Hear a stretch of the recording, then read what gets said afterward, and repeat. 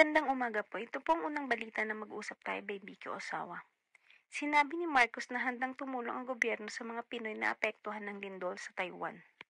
Tiniyak ni Pangulong Ferdinand Bongbong Marcos Jr. nitong Miyerkules na handa ng gobyerno na tulungan ng mga Pilipino sa Taiwan na maaaring maapektuhan ng 7.2 magnitude na lindol doon. Sinabi ni Marcos na masigasig na tinitiyak ng Department of Migrant Workers ang kaligtasan ng 159,480 Pilipino na kasalukuyang naninirahan sa Taiwan. Ang aming mga puso ay kasama ng mga tao ng Taiwan habang tinitiis nila ang resulta ng malakas na lindol ngayon, sabi ni Marcos. Handa kaming tumulong at sumuporta sa ating mga kapwa Pilipino sa Taiwan sa anumang paraan na posible sa mahirap na panahong ito, dagdag niya. Ayon sa Manila Economic and Cultural Office, MECO, wala pang Pinoy na nasawi sa ngayon kasunod ng lindol, na siyang pinakamalakas na tumama sa Taiwan sa loob ng 25 taon. Batay sa aming monitoring sa Taipei at sa mga ulat mula sa aming mga field office sa Taichung at Kaohsiung at sa mga ulat na nagmumula sa aming mga komunidad na Pilipino sa Taiwan, walang mga Pilipinong nasawi o nasugatan sa resulta ng lindol at mga aftershocks.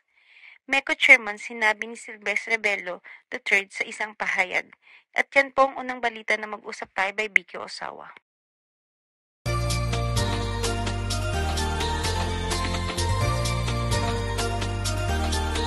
Mga problema at suliranin sa buhay ay hindi nawawala.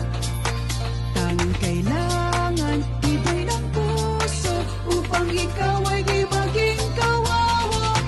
Mag-usap tayo at gagaan mga problema nyo.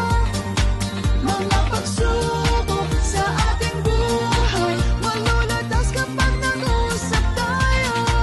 Huwag kang susuko sa bawat laban, dito kami hindi ka iiwan. Ang pangalawang balita na mag-usap tayo by Vicky Osawa. Ministry ng Katarungan sa Vandalize, hinahanap ng pulisya ng Tokyo ang lalaking tumakas.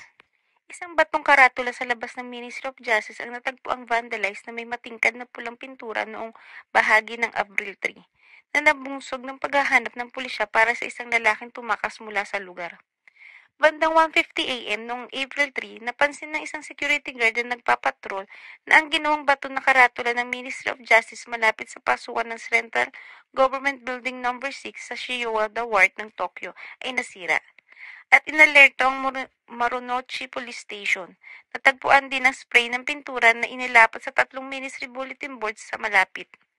Ayon sa Metropolitan Police Department, nakita sa footage ng security camera mula sa paligid ng eksena ang isang binatilyo na nakasuot ng malahudi na jacket na nag-i-spray ng stone sign bandang 12:55 AM ng araw na iyon. Ang vermilion paint ay nag-render ng mga salitang Ministry of Justice sa sign na hindi nakikita. Ang 3 bulletin board ay na-spray ng pintura sa isang tuwid na pahalang na linya. Ang lalaki ay pinaniwalang umalis sa pinangyarihan na naglalakad at sinusubukan ng pulisya na subaybayan siya, sinisiyasat ang kaso sa hinala ng pagkasira ng ari-arian. At yan pong huling balita na mag-usap tayo by Vicky Osawa.